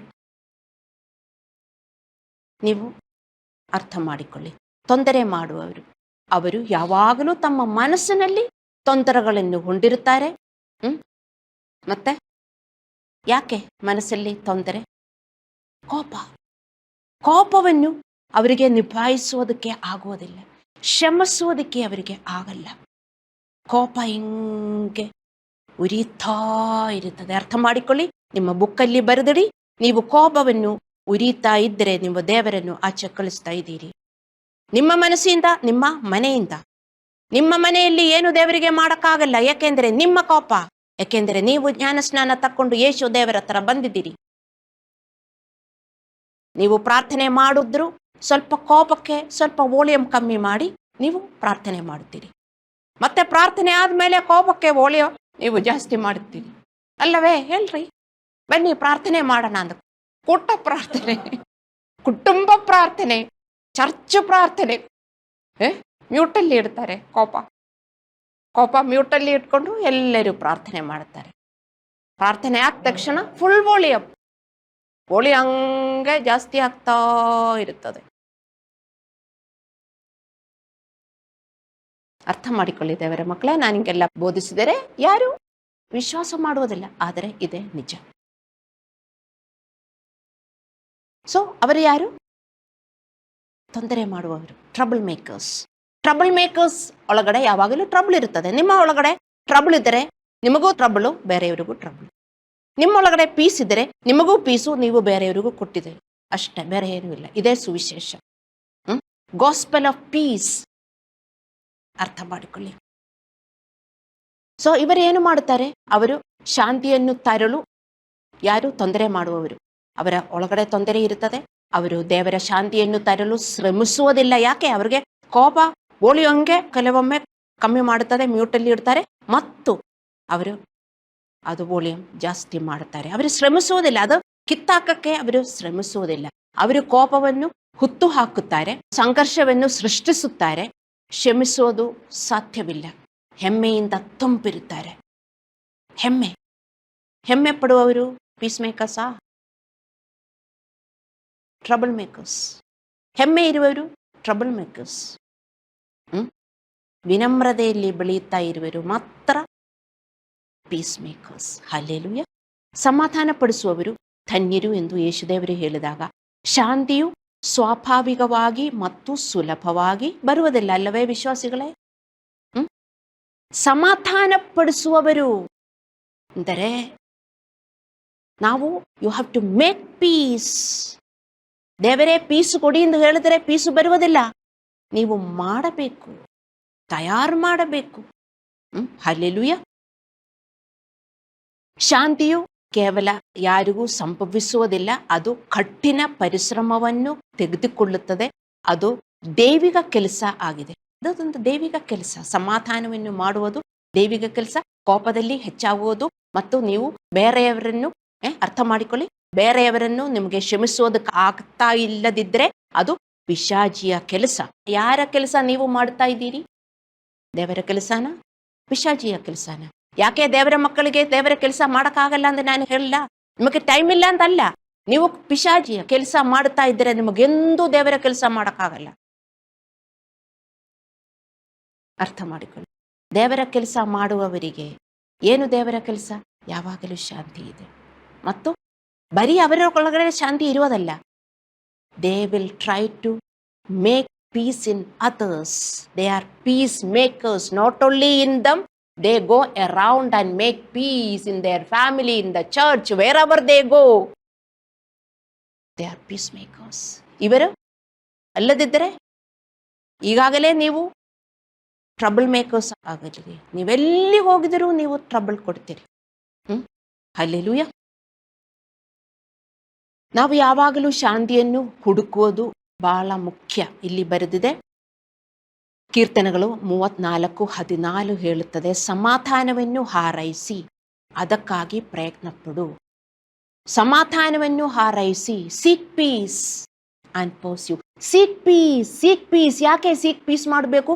ಬೈಬಲಲ್ಲಿ ಆಜ್ಞೆ ಆಗಿದೆ ಸೀಕ್ ಪೀಸ್. ಯಾಕೆಂದ್ರೆ ನಮ್ಮ ಕೈಯಲ್ಲಿ ಇಲ್ಲ. ಈ ಮೊಬೈಲ್ ನನ್ನ ಕೈಯಲ್ಲಿ ಇದ್ರೆ ಯಾರು ಹೇಳಿಲ್ಲ, ಪಾಸ್ಟ್ರೆ ನಿಮ್ಮ ಮೊಬೈಲ್ ಹುಡುಕು ಅಂತ. ನಾನು ಹೇಳ್ತೀನಿ, ನನ್ನ ಮೊಬೈಲ್ ಕಳೆದೋಯ್ತು. ಹೌದು, ಹುಡುಕಬೇಕಲ್ಲ. ನನ್ನ ಕೈಯಲ್ಲಿ ಇದ್ರೆ ಇದು ಹುಡುಕಬೇಕಾಗಿಲ್ಲ. It is a commandment in the Bible, seek peace and pursue peace. ದೇವರ ಮಕ್ಕಳೇ, ಅರ್ಥ ಮಾಡಿಕೊಳ್ಳಿ. ಯಾವಾಗ ಸೀಕ್ ಮಾಡಬೇಕು? ಯಾವಾಗ ಕಳೆದೋಗಿದೆಯೋ ಆವಾಗ ಎಲ್ಲ. ಯಾವಾಗ? Whenever you lose peace, seek peace. That means in a day how many times you should know. Seek peace and pursue it. Hallelujah. So ನಾವು ಯಾವಾಗಲೂ ಶಾಂತಿಯನ್ನು ಹುಡುಕುವುದು ಬಹಳ ಮುಖ್ಯ. ಏಕೆಂದರೆ ಶಾಂತಿಯೊಂದಿಗೆ ಮಾತ್ರ ನಮ್ಮೊಂದಿಗೆ ದೇವರಿರ್ತಾನೆ. ಅರ್ಥ ಮಾಡಿಕೊಳ್ಳಿ. ನೀವು ಕೋಪದಲ್ಲಿ ಇದ್ದು ಬೈಬಲ್ ಓದ್ತಾ ಇದ್ದೀರಿ, ಕೋಪ ಒಳಗಡೆ ಇದು ಹೆಂಗೆ ಉರಿತಾ ಇರ್ತದೆ ನೋಡಿ, ಒಂದು ಬೆಂಕಿ ಉರಿತಾ ಇರ್ತದೆ. ನೀವು ಸ್ವಲ್ಪ ನೋಡಿ, ನೀವು ಇಮ್ಯಾಜಿನ್ ಮಾಡಿ, ಬೆಂಕಿ ಹಿಂಗೆ ಉರಿತಾ ಇರ್ತದೆ, ಅದರಲ್ಲಿ ನೀವು ಘೀನೆ ಹಾಕ್ಬಿಡುವುದು, ಚೆನ್ನಾಗಿ ಉರಿತಾ ಇದೆ. ಅದೇ ಥರ ನಿಮ್ಮ ಒಳಗಡೆ ಬೆಂಕಿ ಹಿಂಗೆ ಕೋಪ ಮತ್ತು ಕ್ಷಮಿಸುವುದಿಲ್ಲ ಉರಿತಾ ಇರ್ತದೆ. ಬೈಬಲ್ ಓದ್ತಾ ಇದೆ, ಎಲ್ಲ ಮಾಡ್ತಾ, ಮತ್ತೆ ಅದು ಅಲ್ಲ, ತುಂಬ ವಿಶ್ವಾಸಿಗಳು ಭಕ್ತರು ಮೆಡಿಟೇಟ್ ಮಾಡ್ತಾರೆ, ಒಳಗಡೆ ಉರಿಯುವ ಕೋಪ ಬೆಂಕಿ ಉರಿತಾ ಇರ್ತದೆ, ಅದನ್ ಮೇಲೇನೆ ಮೆಡಿಟೇಟ್ ಮಾಡುವುದು, ಏನು ಸಮಾಧಾನ ಸಿಗುತ್ತದೆ? ಆ ಕೋಪ ಮ್ಯೂಟ್ ಹಾಕ್ಬೇಕು, ಕಂಪ್ಲೀಟ್ಲಿ ಮ್ಯೂಟ್ ಹಾಕ್ಬೇಕು, ಆದರೇನೆ ನಿಮ್ಮ ಮೆಡಿಟೇಷನ್ಗೆ ಏನಾದರೂ ಫಲ ಉಂಟಾಗುವುದು. ಇಲ್ಲದಿದ್ದರೆ ನಿಮ್ಮ ಮೆಡಿಟೇಷನ್ಗೆ, ಉರಿಯುವ ಬೆಂಕಿಯ ಮೇಲೆ ನೀವು ಮೆಡಿಟೇಷನ್ ಮಾಡಿದರೆ, ಈ ಕೋಪದ ಮೇಲೆ ನೀವು ಮೆಡಿಟೇಷನ್ ಮಾಡಿದರೆ ನಿಮಗೇನು ಪೀಸ್ ಸಿಗುವುದಿಲ್ಲ. ದೇವರ ಮಕ್ಕಳೇ, ಬರೆದಿಟ್ಕೊಳ್ಳಿ, ನಮ್ಮ ಹೃದಯದಲ್ಲಿ ಪೀಸ್ ಇಲ್ಲದಿದ್ದರೆ ದೇವರಿಲ್ಲ, ದೇವರಿಗೆ ಏನು ಮಾಡೋಕ್ಕಾಗಲ್ಲ. ನಿಮ್ಮ ವೈಯಕ್ತಿಕ ಜೀವನದಲ್ಲಿ, ನಿಮ್ಮ ಕುಟುಂಬದಲ್ಲಿ. ಯಾಕೆ ಇಷ್ಟು ಅಹಂಕಾರಿಗಳಾಗಿ ನಾವು ಜೀವನ ಮಾಡಬೇಕು? ಯಾಕೆ ಯೇಸು ದೇವರ ಹತ್ರ ಬಂದ್ಬಿಟ್ಟು ದೇವರನ್ನು ಆಚೆ ಕಳಿಸ್ತೀರ? ದೇವರ ಮಕ್ಕಳೇ, ಎಷ್ಟೊಂದು ಕೋಪ. ದೇವರು ಬರಬೇಕು ವಿಶ್ವಾಸಿಗಳ ಹತ್ರ, ಇಲ್ಲ, ಇಲ್ಲಿ ಬೆಂಕಿ ಉರಿತಾ ಇರುತ್ತದೆ, ಕೋಪದ ಬೆಂಕಿ. ಈ ವಾಕ್ಯ ನೀವು ಹೋಗಿ ಓದಬೇಕು. ಮೊದಲನೇ ಯೋಹಾನ 3:8-10. ಇದು ಬರೀ ಅವಿಶ್ವಾಸಿಗಳಿಗೆಲ್ಲ ಬರೆದಿರುವುದು, ನಮಗೆ. ಏನು? ನಾವು ನೀತಿಯನ್ನು ಪ್ರಾಕ್ಟೀಸ್ ಮಾಡಬೇಕು. ನೀತಿಯನ್ನು ಪ್ರಾಕ್ಟೀಸ್ ಮಾಡುವವರ ಜೊತೆಗೆ ದೇವರಿರುತ್ತಾರೆ. ನಾವು ಪಾಪವನ್ನು ಪ್ರಾಕ್ಟೀಸ್ ಮಾಡಿದರೆ ನಮ್ಮ ಲೀಡರ್ ಯಾರು? ಪಿಶಾಚಿ. ಈಗ ಅರ್ಥ ಆಯ್ತಾ ನಿಮಗೆ ಯಾಕೆ ಪಿಶಾಚಿ ನಿಮ್ಮ ಲೀಡರು ಅಂತ? ನಿಮಗೆ ಹೆಮ್ಮೆ ತುಂಬ ಜಾಸ್ತಿ, ಕೋಪ ತುಂಬ ಜಾಸ್ತಿ, ಮತ್ತೆ ನೀವೆಲ್ಲ ಮಾಡ್ತಾ ಇದ್ರಿ, ಆದರೂ ವಿಶ್ವಾಸಿಗಳಿಗೆ ಡೌಟು, ನಾನು ಪ್ರಾರ್ಥಿಸುವುದೆಲ್ಲ ಉತ್ತರ ಸಿಗುವುದಿಲ್ಲ, ಮೇಲೆ ಹೋಗುವುದಿಲ್ಲ, ದೇವರ ಇಚ್ಛೆಯ ಪ್ರಕಾರ ಮಾತ್ರ ನಾನು ಪ್ರಾರ್ಥಿಸೋದು, ದೇವರು ಉತ್ತರ ಕೊಡುವುದಿಲ್ಲ. ದೇವರ ಮಕ್ಕಳೇ, ಅರ್ಥ ಮಾಡಿಕೊಳ್ಳಿ. ಹಲ್ಲೆಲೂಯ. ಶಾಂತಿಯೊಂದಿಗೆ ಮಾತ್ರ ದೇವರಿರ್ತಾರೆ, ಇಲ್ಲಾದರೆ ಸೇಟನನ್ನು ನಮ್ಮನ್ನು ಮುನ್ನಡೆಸುತ್ತಾನೆ. ಶಾಂತಿಯೊಂದಿಗೆ ದೇವರಿರ್ತಾರೆ. ಕೋಪ, ನಿರಾಸೆ ಇದೆಲ್ಲ ನೀವಿಟ್ಕೊಂಡ್ರೆ ನಿಮ್ಮನ್ನು ಮುನ್ನಡೆಸುವರು ದೇವರಲ್ಲ, ಪಿಶಾಚಿ ಎಂದು ನೀವು ಈ ವಾಕ್ಯ ಓದಿ ಅರ್ಥ ಮಾಡಿಕೊಳ್ಳಿ. ಯೋಹಾನ 3:8-10. ದೇವರು ನಮ್ಮೊಂದಿಗೆ ಇರಲು, ನಮ್ಮನ್ನು ಮುನ್ನಡೆಸಲು ನಾವು ಜನರು ಮತ್ತು ದೇವರೊಂದಿಗೆ ಶಾಂತಿಯನ್ನು ಹೊಂದಿರಬೇಕು. ಸಾಧ್ಯವಾದಷ್ಟು ಎಲ್ಲರೊಂದಿಗೆ ಶಾಂತಿಯಿಂದ ಇರಿ ಎಂದು ರೋಮಪುರದವರಿಗೆ 12:18 ಬರೆದರು. ಕೆಲವರೊಂದಿಗೆ ನಮಗೆ ಶಾಂತಿಯಿಂದ ಇರಕ್ಕಾಗಲ್ಲ. They are fighting people, they are fighter cock. ಆದರೂ ನಾವು ಸುಮ್ಮನೆ ಇರಬೇಕು. ಮತ್ತೆ ಅವರು ಕೋಪ ಮಾಡಿದರೆ ಅವರ ಕೋಪದಲ್ಲೇ ನೀವು ನಿಮ್ಮಲ್ಲಿ ಉರಿತಾ ಇದೆಯಲ್ಲ, ಆ ಉರಿ ಮತ್ತು ಅಲ್ಲೇ ಹೋಗಿ ಕೊಡ್ತೀರಿ. ಅದು ನೀವು ಕಮ್ಮಿ ಮಾಡೋಕ್ಕೆ ನೀವು ಪ್ರಯತ್ನ ಮಾಡಬೇಕು. ಅದು ಇನ್ನೂ you should not stir up the anger. ಸಮಾಧಾನ ಪಡಿಸುವವರಾಗಿರಲು ನಮ್ಮಲ್ಲಿ ಶಾಂತಿಯನ್ನು ಕಳೆದುಕೊಂಡಾಗ ತಕ್ಷಣವೇ ನಾವು ಸಕ್ರಿಯವಾಗಿ ಶಾಂತಿಯನ್ನು ನಾವು ಹುಡುಕಬೇಕು. ನಿಮಗೆ ಅರ್ಥವಾಯ್ತಾ? ಯಾವಾಗಲೂ ಅದು ನಮ್ಮ ಆಜ್ಞೆಯಾಗಿದೆ. ಏನು? ಸಮಾಧಾನವನ್ನು ಹಾರೈಸಿ, ಸೀಕ್ ಪೀಸ್. ಇಲ್ಲ ನಮ್ಮ ಹತ್ರ ಆವಾಗ ಇವಾಗ ಅಲ್ಲ, ಒನ್ಸ್ ಇನ್ ಎ ವೇ ಅಲ್ಲ, ಅಲ್ಲಾಂದ್ರೆ ಒಂದಿನ ಬಿಟ್ಟು ಒಂದಿನ ಅಲ್ಲ. ಸೀಕ್ ಪೀಸ್, ಯಾವಾಗಲೂ ಸಮಾಧಾನವನ್ನು ಹಾರೈಸಿ, ಇದು ನಮ್ಮ ಆಜ್ಞೆಯಾಗಿದೆ. ಮತ್ತು ಸಮಾಧಾನ ಪಡಿಸುವವರು ಪ್ರಜ್ಞಾಪೂರ್ವಕವಾಗಿ ದೇವರ ಭಯದಿಂದ ಅವರ ಹೃದಯದಲ್ಲಿ ಅವರ ಶಾಂತಿಗೆ ಅಡ್ಡಿಯಾಗುವ ಎಲ್ಲ ಭಾವನೆಗಳು ಕಂಡುಕೊಳ್ಳುತ್ತಾರೆ ಮತ್ತು ಅವುಗಳನ್ನು ಜಯಿಸುತ್ತಾರೆ. ಹೀಗೇನೆ ಅವರು ಸಮಾಧಾನ ಪಡಿಸುವವರು ಆಗ್ತಾರೆ. ನೀವು ಸಮಾಧಾನವನ್ನು ಹಾರೈಸಬೇಕು. You should seek God. ಎಲ್ಲಿ ನನ್ನ ಶಾಂತಿ ಹೋಗಿದೆ? ಯಾಕೆ ನನಗೀಗ ಶಾಂತಿ ಇಲ್ಲ? ನೀವು ಹುಡುಕಿದಾಗ ನಿಮಗೆ ಅರ್ಥವಾಗುತ್ತೆ, ಹೌದು, ನನಗೆ ತುಂಬಾ ಕೋಪ ಇದೆ, ಅವರನ್ನು ನಮಗೆ ಕ್ಷಮಿಸೋಕ್ಕಾಗಲ್ಲ, ಅಲ್ಲಾಂದ್ರೆ ಇದಿದೆ ಅದಿದೆ ಎಂದು ನಿಮಗೆ ಗೊತ್ತಾಗುತ್ತದೆ. ನೀವು ದೇವರ ಭಯದಿಂದ ನೀವು ಅದನ್ನು ತೆಗೆದುಹಾಕಬೇಕು, ತೆಗೆದುಹಾಕ್ತಾ ಇರಬೇಕು. ಇಲ್ಲದಿದ್ದರೆ ನಮಗೆ ಶಾಂತಿ ಸಿಗುವುದಿಲ್ಲ ಅಂತ ಅರ್ಥ ಮಾಡಿಕೊಳ್ಳಿ. ದೇವರು ನಿಮ್ಮ ಜೊತೆಯಲ್ಲೂ ಇರುವುದಿಲ್ಲ. ಶಾಂತಿ ತಯಾರಕರು, ಸಮಾಧಾನ ಪಡಿಸುವವರು ತಮ್ಮ ಹೃದಯದಲ್ಲಿ ಕೋಪ, ದುರುದ್ದೇಶ, ಕಹಿ, ಚಿಂತೆ, ಭಯ, ಕಲಹಗಳು ಉಳಿಯಲು ಬಿಡುವುದಿಲ್ಲ. ಅವರು ಬಿಡುವುದಿಲ್ಲ. ಅವರು ಸೀಕ್ ಮಾಡ್ತಾನೇ ಇರ್ತಾನೆ. ಅವರ ಹೃದಯದಲ್ಲೂ ಬರ್ತದೆ, ಇದೆಲ್ಲ ಬರ್ತದೆ. ಸಮಾಧಾನ ಪಡಿಸುವವರ ಹೃದಯದಲ್ಲೂ ನೀವೇನಾದರೂ ಮಾಡಿದ್ರೆ ಕೋಪ ಬರ್ತದೆ, ಇಲ್ಲ ನಾನು ಹಂಗೆ ಕೋಪ ಇಟ್ಕೋಬಾರದು. ಅಲ್ಲಾಂದ್ರೆ ದ್ವೇಷ ಬರ್ತದೆ, ಇಲ್ಲ ನಾನು ಹಂಗೆ ಇಟ್ಕೋಬಾರದು. ತಕ್ಷಣ ಅದು ಅವರು ಓವರ್ಕಮ್ ಮಾಡ್ತಾರೆ.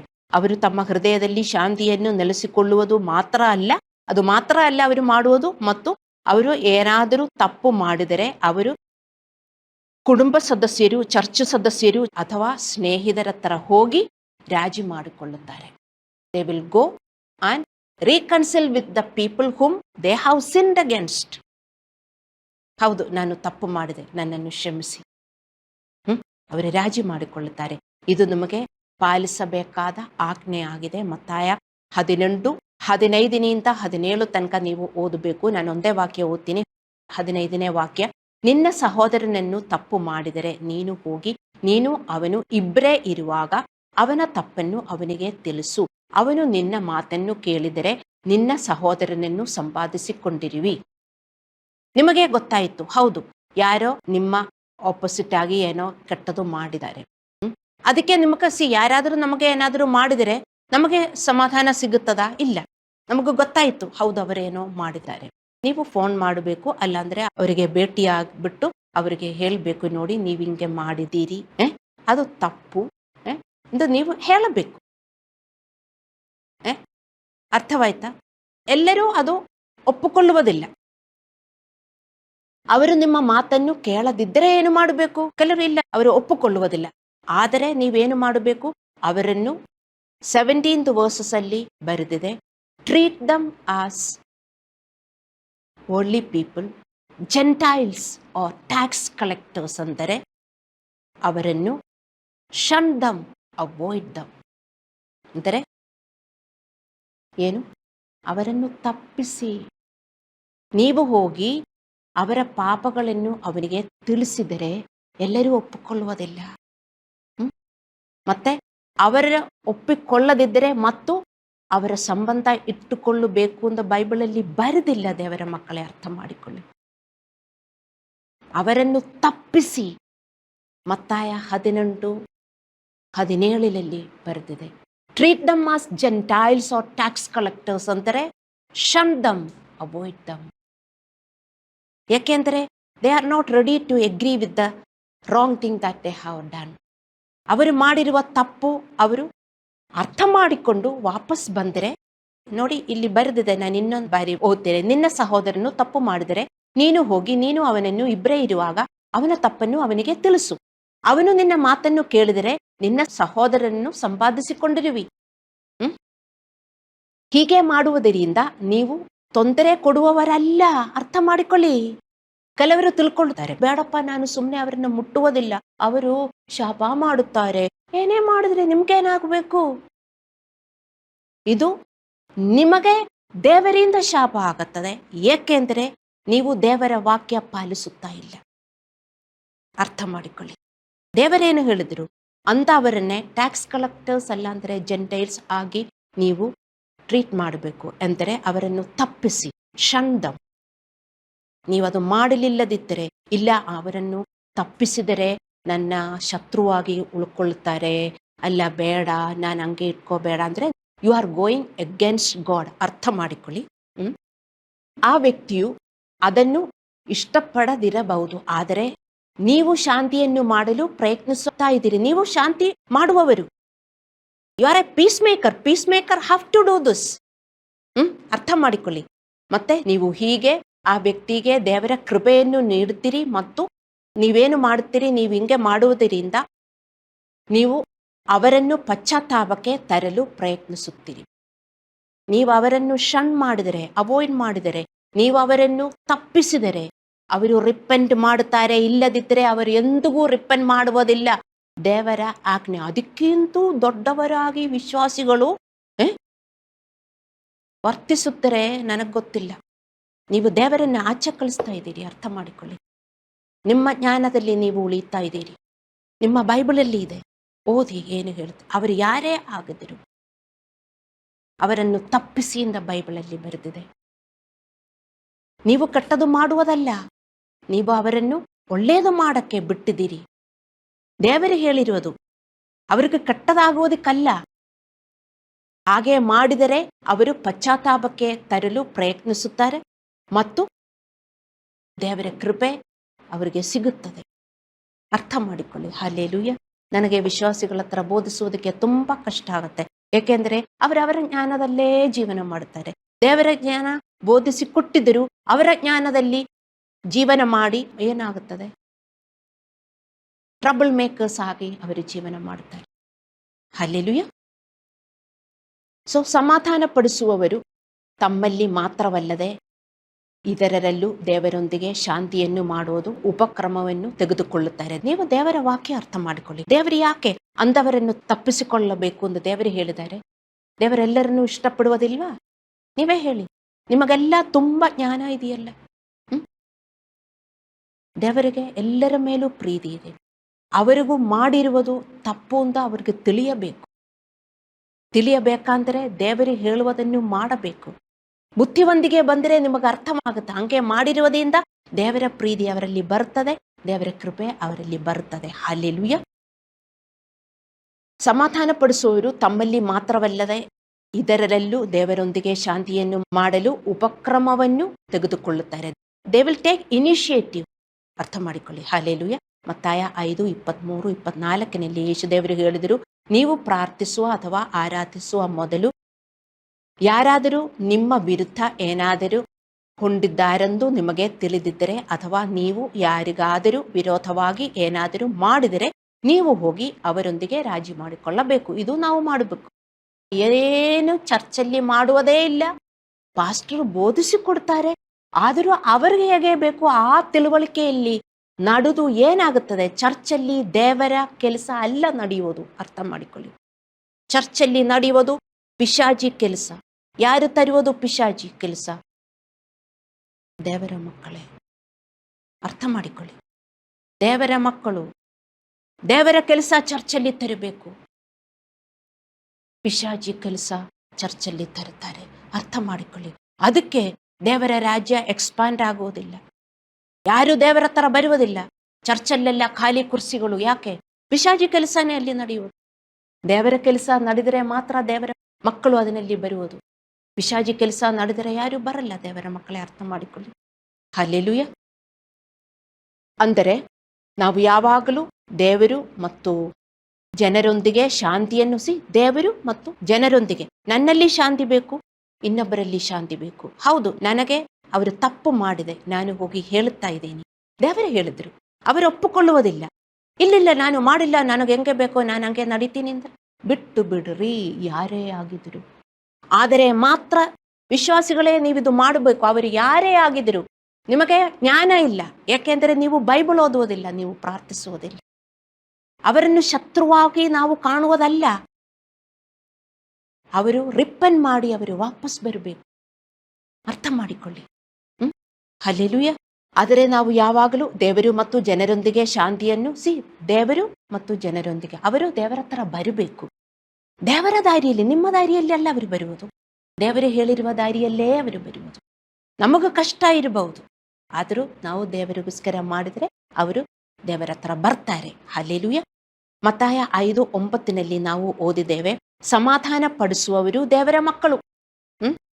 ದೇವರ ಮಗು ದೇವರ ಕುಟುಂಬದ ಒಂದು ಭಾಗವಾಗಿದೆ. ಸಮಾಧಾನ ಪಡಿಸುವವರು ಮಾತ್ರ ದೇವರ ಮಕ್ಕಳು. ಎಲ್ಲರೂ ಜ್ಞಾನ ಸ್ನಾನ ತಕೊಂಡು ಚರ್ಚಲ್ಲಿ ಬರ್ತಾರೆ. ಸಾರಿ ಟು ಟೆಲ್ ಯು, ಎಲ್ಲರೂ ದೇವರ ಮಕ್ಕಳ? ಯೇಸು ದೇವರ ಹೆಸರು ಕರೆದು ದೇವರನ್ನು ಪ್ರಾರ್ಥಿಸಿದರೆ ಎಲ್ಲರೂ ದೇವರ ಮಕ್ಕಳ? ಹೇಳಿ. ದೇವರ ಮಕ್ಕಳು ಇದ್ದಾರೆ, ಪಿಶಾಚಿಯ ಮಕ್ಕಳು ಇದ್ದಾರೆ. 1 ಯೋಹಾನ 3:8-9 ಎಲ್ಲರೂ ಬಂದ್ಬಿಡ್ತಾರೆ. ಯಾಕೆ? ಹಠಮಾರಿಗಳು ಚರ್ಚಲ್ಲಿ ಬೆಳೆಯುತ್ತಾ ಇದ್ದರೆ ಪಿಶಾಚಿ ಕೆಲಸನೇ ಆಗುವುದು. ದೇವರ ಮಕ್ಕಳೇ, ಅರ್ಥ ಮಾಡಿಕೊಳ್ಳಿ. ನೀವೆಲ್ಲ ಹಂಪಳಾಗಿ ವಿನಮ್ರಗೊಳಿಸಿ ದೇವರೇನು ಹೇಳುತ್ತಾರೋ ಅದು ಮಾಡ್ರಿ. ಇಲ್ಲದಿದ್ದರೆ ನಿಮ್ಮಿಂದ ನಿಮಗೆ ಪಿಶಾಚಿ ಕೆಲಸ ಆಗುತ್ತದೆ, ನಿಮ್ಮ ಕುಟುಂಬದಲ್ಲಿ ಪಿಶಾಚಿ ಕೆಲಸ ಆಗುತ್ತದೆ, ಚರ್ಚಿನಲ್ಲಿ ಆ ಕೆಲಸ ನೀವು ತರುತ್ತೀರಿ. ಅರ್ಥ ಮಾಡಿಕೊಳ್ಳಿ. ಸಮಾಧಾನ ಪಡಿಸುವವರು, peace makers, they are blessed, they are called the sons of God. ಅವರೇ ದೇವರ ಮಕ್ಕಳು. ದೇವರ ಮಕ್ಕಳು ಅಂದರೆ ಅವರು ಕುಟುಂಬದ ಒಂದು ಭಾಗವಾಗಿದೆ ಅಲ್ಲವೇ? ಅದು ಒಂದು ಸ್ಥಾನ, ಖ್ಯಾತಿಯ ಹೋಳಿಕೆ. They are a part of the family. ನೀವು ಪಿಶಾಚಿನ ಸೇವಿಸಿದರೆ you are a part of the family. Tell me, I want some part of the family. Then only Christ will grow. ಇಲ್ಲದಿದ್ದರೆ ಕ್ರೈಸ್ಟ್ ವಿಲ್ ನಾಟ್ ಗ್ರೋ. ನಾನಿಲ್ಲಿ ಇರುವುದು ದೇವರ ಮಕ್ಕಳನ್ನು ಬೆಳೆಸೋದಕ್ಕೆ, ಪಿಶಾಚಿ ಮಕ್ಕಳನ್ನಲ್ಲ. ದೇವರು ನಿಮ್ಮಲ್ಲಿ ಬೆಳೆಯಬೇಕು. ನಾನೇನು ಹೇಳಿಕೊಡುವುದು? ನನ್ನ ವಾಕ್ಯನ ಹೇಳಿ. ಮತ್ತೆ ಯಾಕೆ ನೀವು ಉಪಯೋಗ ಮಾಡುವುದಿಲ್ಲ? ನನ್ನ ವಾಕ್ಯನ ಬೈಬಲಲ್ಲಿ ಇರುವುದು. ನಿಮಗೆ ಕಷ್ಟ ಇರುವುದು ಅದು ಪಾಲಿಸುವುದಕ್ಕೆ. ಅದರಿಂದ ಏನಾಗುತ್ತೆ ಎಂದು ನೀವು ಅರ್ಥ ಮಾಡಿಕೋಬೇಕು. ದೇವರ ಕೃಪೆ ನಿಮಗೆ ಕಳೆದುಕೊಳ್ಳುತ್ತೀರಿ, ಮತ್ತು ನಿಮ್ಮ ಕುಟುಂಬಕ್ಕೆ ಕಳೆದುಕೊಳ್ಳುತ್ತೀರಿ, ಚರ್ಚ್ಗೂ ಕಳೆದುಕೊಳ್ಳುತ್ತೀರಿ. ಹಲ್ಲೆಲೂಯ. ನೀವು ಕ್ರಿಸ್ತನನ್ನು ಸ್ವೀಕರಿಸಿದ ಕಾರಣ ನೀವು ದೇವರ ಮಗುವಾಗಿರಬಹುದು. ಆದರೆ ಇವತ್ತು ಹೋದ್ರಿ ರೋಮಪುರದವರಿಗೆ 8:14 ಹೇಳುತ್ತದೆ, ಪವಿತ್ರಾತ್ಮನೆಯಿಂದ ನಡೆಸಲ್ಪಡುವವರು ದೇವರ ಮಕ್ಕಳು. ಎಲ್ಲರೂ ದೇವರ ಮಕ್ಕಳ? ನಿಮ್ಮ ಆತ್ಮನೆಯಿಂದ ನೀವು ನಡೆಸಲ್ಪಟ್ಟರೆ ದೇವರ ಮಕ್ಕಳ? ನಿಮ್ಮ ತಂದೆಯ ಮಕ್ಕಳು. ನಮ್ಮ ದೇವರಾದ ತಂದೆಯ ಮಕ್ಕಳಾದರೆ ಪರಿಶುದ್ಧಾತ್ಮನೆಯಿಂದ ನಡೆಸಲ್ಪಡಬೇಕು. ನೀವು ಪರಿಶುದ್ಧಾತ್ಮನೆಯಿಂದ ನಡೆಸಲ್ಪಡ್ತೀರಿ ಎಂದು ನಿಮಗೆ ಹೇಗೆ ಗೊತ್ತು? ಹೇಗೆ ಗೊತ್ತು? ನಿಮಗೆ ಗೊತ್ತು. ನೀವು ದೇವರಿಂದ ವಿಧೇಯರಾಗಿ ಬದುಕುತ್ತೀರಿ, ನೀವು ಶಾಂತಿಯನ್ನು ಹುಡುಕುತ್ತೀರಿ, ಶಾಂತಿಯನ್ನು ಮಾಡುತ್ತೀರಿ, ಮತ್ತು ನೀವು ಇದರನ್ನು ಶಾಂತಿಗೆ ಕರೆದೊಯ್ಯುತ್ತೀರಿ. You are a worker of peace. ನೀವು ಶಾಂತಿಗೋಸ್ಕರ ನೀವು ಕೆಲಸ ಮಾಡ್ತೀರಿ. ಇದೇ ನಿಮ್ಮ ದೇವರ ಸೇವೆ. ದೇವರಿಗೇನು ಬೇಕು? ನಮ್ಮಲ್ಲೆಲ್ಲ ಶಾಂತಿ ಬೇಕು. ಈ ಲೋಕದಲ್ಲಿ ಸಿಕ್ಕದಿರುವ ಒಂದು ಶಾಂತಿ. ನಿಮ್ಮಲ್ಲಿ ಶಾಂತಿ ಉಂಟಾಗಬೇಕು, ಇನ್ನೊಬ್ಬರಲ್ಲಿ ಶಾಂತಿ ಉಂಟಾಗಬೇಕು. ನಿಮ್ಮಲ್ಲಿ ಜಗಳ ಮಾಡಿದರೆ ನೀವು ಕೀ ಹಾಕಿ ಕೊಡುವವರು ಶಾಂತಿ ಮಾಡುವವರಲ್ಲ. They are trouble makers in the family and in the church and in the kingdom of God. Understand ಮಾಡಿಕೊಳ್ಳಿ ದೇವರ ಮಕ್ಕಳೇ. ಒಂದು ಜಗಳ ನಿಮ್ಮ ಮನೆಯಲ್ಲಿ ಬಂದರೆ ನೀವದು ಕಮ್ಮಿ ಮಾಡಿಕೋಬೇಕು. ಅದು ಇನ್ನೂ ಹೋಗಿ ನೀವದು ಜಾಸ್ತಿ ಮಾಡಬಾರದು. ಹೌದು, ನಮಗೆ ಹಂಗೆ ಬರ್ತದೆ, ಹೋಗಿ 4 ಹೇಳಬೇಕು, ಜಗಳ ಮಾಡಬೇಕು ಅಂತ ಸುಮ್ಮನೆ ಇರಬೇಕು. ಆದರೆ ಮಾತ್ರ ನೀವು ದೇವರನ್ನು ತರುತ್ತೀರಿ. ಅರ್ಥ ಮಾಡಿಕೊಳ್ಳಿ. ಹೇಗೆ ವಿಶ್ವಾಸಿಗಳು ಜೀವನ ಮಾಡುವುದು? ಹಲ್ಲೆಲೂಯ. ಆದರೆ ನೀವು ಎಲ್ಲ ಸಮಯದಲ್ಲೂ ಶಾಂತಿಯನ್ನು ಹೊಂದಿಲ್ಲದಿದ್ದರೆ ಮತ್ತು ನೀವು ಇದರೊಂದಿಗೆ ಶಾಂತಿಯನ್ನು ಮಾಡದಿದ್ದರೆ, ಎಲ್ಲ ಸಮಯದಲ್ಲೂ ನಿಮಗೆ ಶಾಂತಿ ಇಲ್ಲ ಮತ್ತು ನೀವು ಶಾಂತಿ ಮಾಡುವುದಿಲ್ಲ, ನೀವೇ ಹೋಗಿ ಹೋರಾಡುತ್ತೀರಿ, ಮತ್ತು ನೀವು ಹೇಗೆ ದೇವರ ಮಕ್ಕಳು? ದೇವರ ಮಕ್ಕಳ ಇಲ್ಲ. ಅರ್ಥ ಮಾಡಿಕೊಳ್ಳಿ. ಈ ವಾಕ್ಯಗಳೆಲ್ಲ ನೀವು ಓದಿ ದೇವರು ನಿಮ್ಮನ್ನು ದೇವರ ಮಕ್ಕಳಾಗಿ ಬಳಸಲಿ ಎಂದು ನಾನು ಪ್ರಾರ್ಥಿಸುತ್ತೇನೆ.